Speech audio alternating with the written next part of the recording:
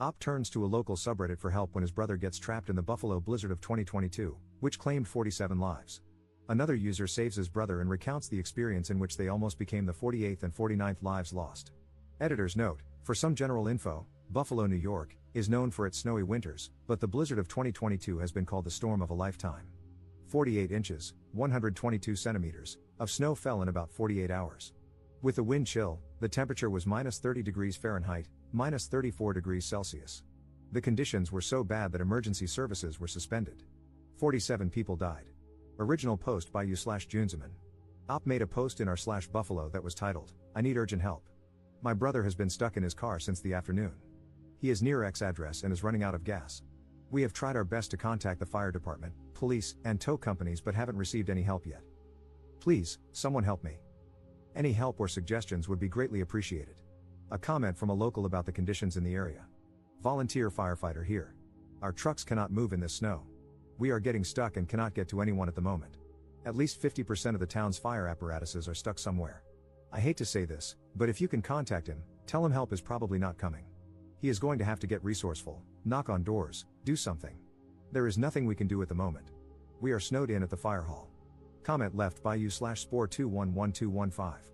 I live close by, I can bring some gas and warm clothes, possibly. If he's up for it, I can walk him back to that fire hall. I live near that area. Update 1 day later.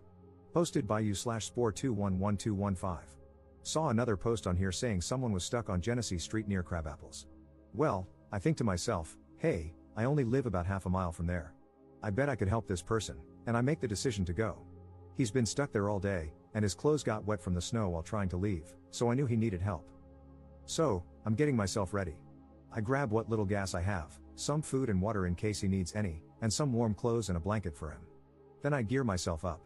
I put on thick hiking socks, sweatpants, a backpack to carry my gear, puffy snow pants, a Hanes white tee, 2 sweaters, a jacket, a high-vis vest, thick leather winter gloves, insulated winter muck boots, a headband, and a motorcycle helmet to help combat the snow and wind.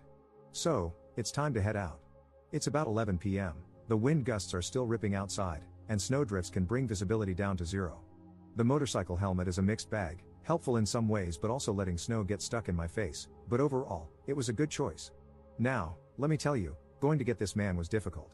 I'm a taller man myself, so the snowbanks weren't as much of a struggle for me, but unfortunately, when the snowdrifts reach up to my mid-thigh and every step has my foot dropping all the way down into the snow with no resistance, it turns just walking into a big task in itself. So, I'm making my way down the street, and it is difficult. I get that I'm wearing a motorcycle helmet and that it's hard to breathe in, but even when the visor was lifted, it was still hard to breathe, not only because of the snow constantly blowing in my face but also because walking itself was exhausting. I'm in decent shape, but trudging through those drifts is no easy task. Eventually, I make it down my street and a few streets over, switching between easier and near impossible spots of walking along the way. I get to an automotive business, and their building blocks a lot of the snow, allowing me to walk like normal for once in a long while. I keep trekking, but now I'm near a main road without buildings as densely packed, so the snow drifts are blinding at points, and I need to focus on buildings and objects to know where I'm going. Eventually, I make it to the man's car after a good 40 minutes of walking, even though I only traveled 0.6 miles. So, I get to the car and give him some clothes because that's mostly what he was interested in. He didn't care for any gas, food, or water, but I made sure to offer it to him just to be sure. He changes and gets ready to make the trek himself with my help. After a few minutes, he's ready, and we're on our way. He says he talked with someone and has a house he can go to for warmth and safety for the night, about 0.3 miles away. Alright, sounds good, let's head there. We make our way there. The man is not well dressed for the weather, but you've got to work with what you've got. He has regular sneakers on, his pants, my snow pants that I gave him, the hat I gave him, the sweater I gave him, and his shirt underneath. He throws a blanket over his head as a kind of protection against the wind and snow. It's bad out. My tracks from just a few minutes ago are all but gone, but I know the way I'm going, so it's alright. We walk up the road to the cross street and quickly cross. It's hard to see or hear anything, so we can't really tell if a plow is coming, and we act fast to stay safe. Then we make it to the side street. Well, needless to say, that street hasn't been plowed in ages. Snow drifts reach near my chest, and with no paths available, it's time to trailblaze and make our own.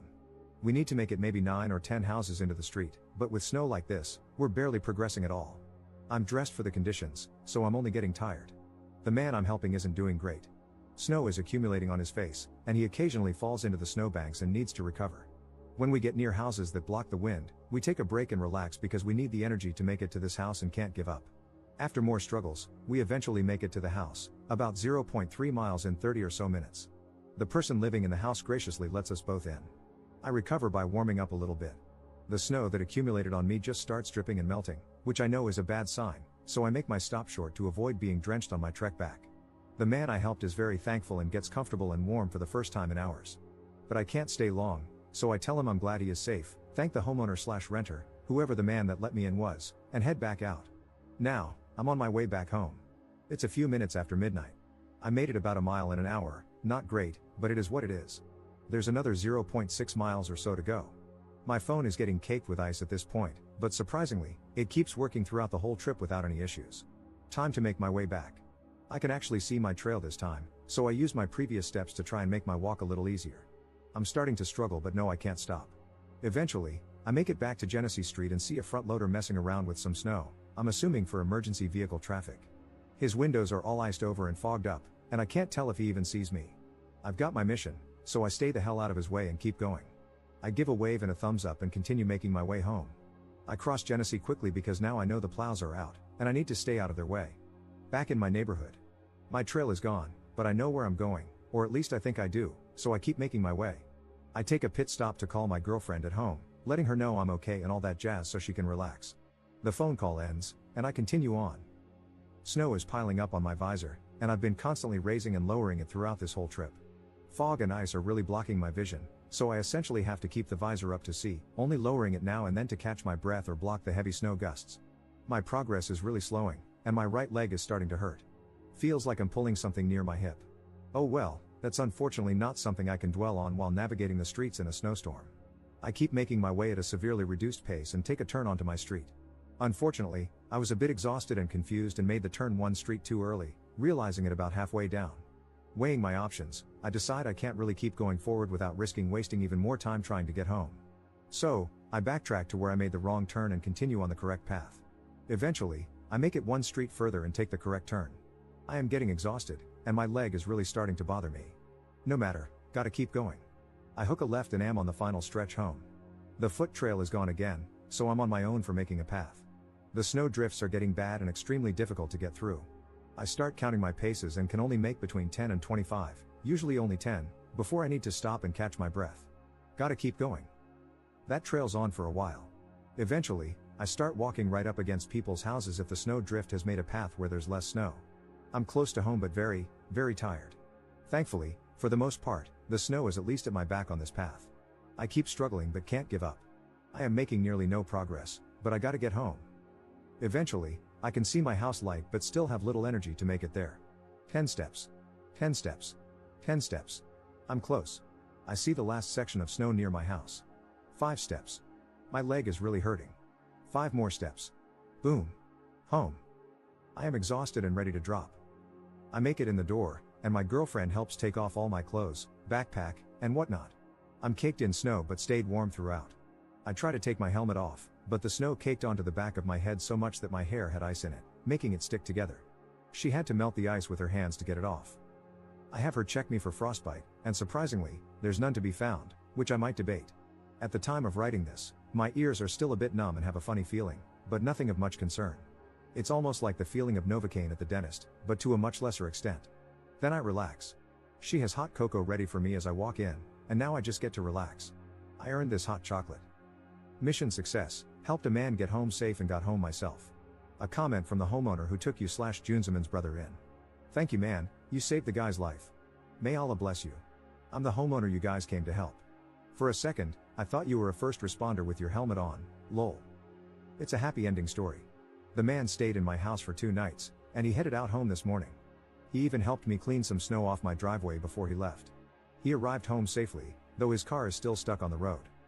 Thank you once again. Second update same day. Posted by you/Junzeman. Last night, I made a post asking for help from my brother, who was stranded in the snow. After posting, I received lots of suggestions and advice. Then, out of nowhere, this man came and offered his help. Shout out to this kind human angel, you/Spore211215, for helping my brother out of the snow in Buffalo last night. This man deserves all the love, prayers, and gratitude for risking his own life to save a stranger. My family will forever be indebted to him, and I just want to help share his story in the hope of spreading some good news during this holiday season. Please help me make this local story known. Thank you, and happy holidays.